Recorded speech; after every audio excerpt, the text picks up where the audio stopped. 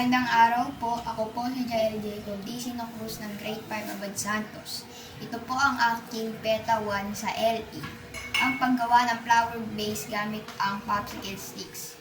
Ito po ang mga kagamitan: beads, glue stick, popsicle sticks, at glue gun.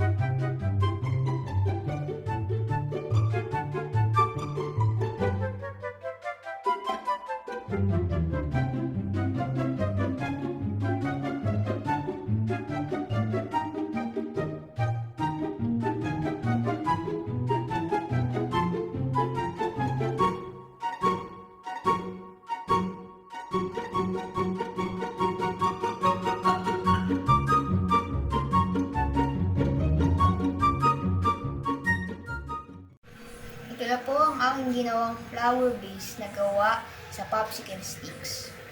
Maraming salamat po.